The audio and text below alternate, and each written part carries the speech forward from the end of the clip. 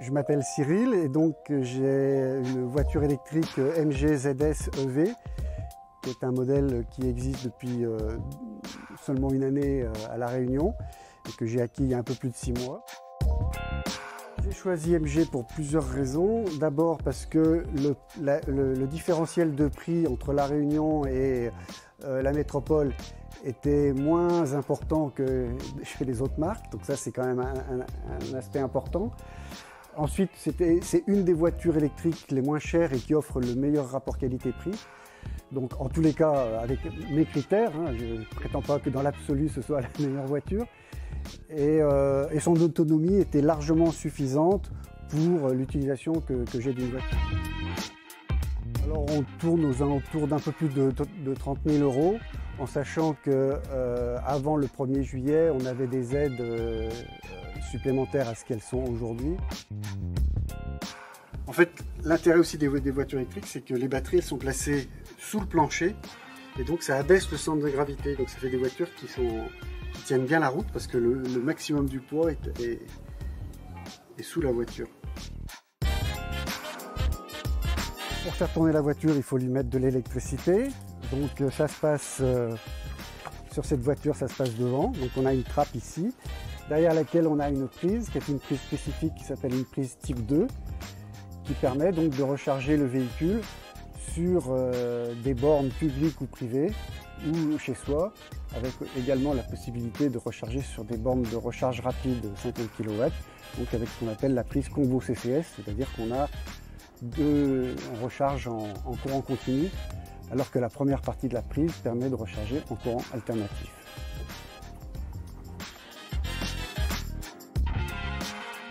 Je me recharge essentiellement à la maison, d'une part parce que les infrastructures à La Réunion de bornes publiques sont très souvent en panne, et puis d'autre part que les distances à La Réunion sont suffisamment faibles pour qu'on n'ait pas besoin de recharger au cours d'un trajet et que donc on puisse recharger le soir chez soi. Donc j'ai un chargeur mobile qui est installé ici dans mon garage et qui me permet de brancher ma voiture, de choisir tout d'abord l'intensité, c'est-à-dire le temps de charge, et puis de brancher ma voiture. Voilà, avec la prise qui se met dans la prise qu'on a vue tout à l'heure sur la voiture. Et donc là, 32 ampères, ça me permet de recharger au maxi en courant alternatif de la voiture, à savoir 6,6 kW. Et donc je recharge en général avec sur 32 ampères en utilisation, je dirais, normale de ma voiture. En 2-3 heures, je fais le plein.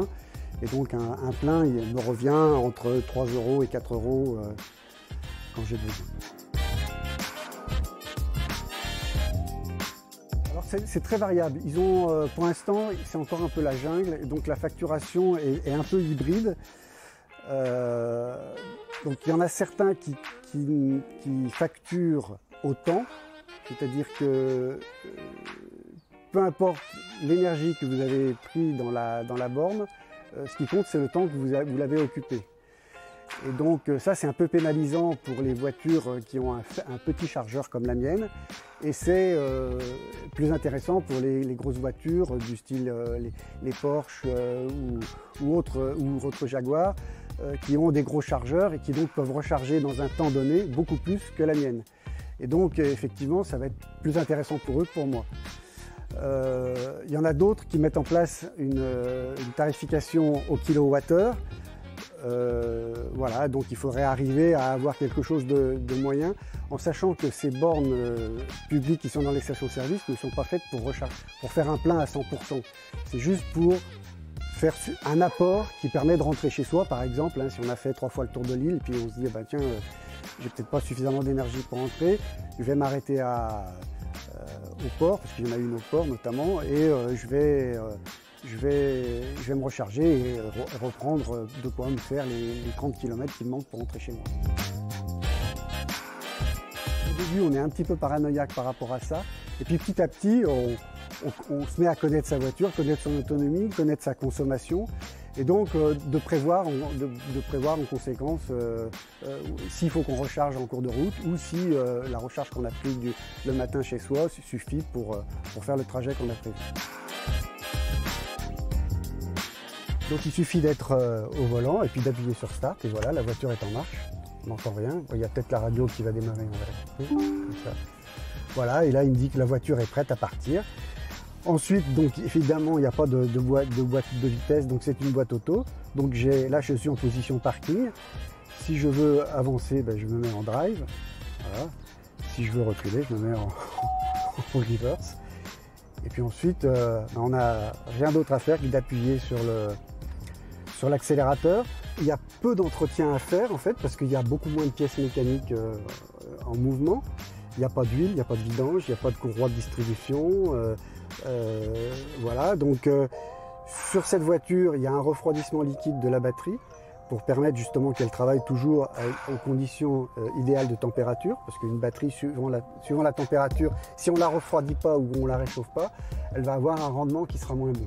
Donc l'idéal, c'est d'avoir effectivement un refroidissement liquide et qui permet justement d'avoir une température uniforme et de tirer le maximum d'énergie de cette batterie. Donc là, effectivement, ce liquide de refroidissement, je crois qu'il faut le changer une fois tous les 5 ans, quelque chose comme ça. Après, il faut changer les pneus, mais ça, comme sur tout véhicule. Alors, les véhicules sont relativement lourds. La mienne, comme elle n'a pas une très grosse batterie, elle est un peu moins lourde que d'autres. Mais quand même, c'est des véhicules qui sont... je crois que la mienne, elle est aux alentours d'1,6 tonne. Donc forcément, ça fait un peu plus travailler les pneus qu'une voiture qui serait plus légère.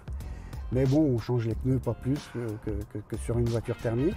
Alors après, il y a de l'électronique embarquée, mais aujourd'hui, même sur les voitures thermiques, il y a beaucoup d'électronique. Et effectivement, ça peut être une source de soucis. Pour l'instant, moi personnellement, j'en ai pas eu.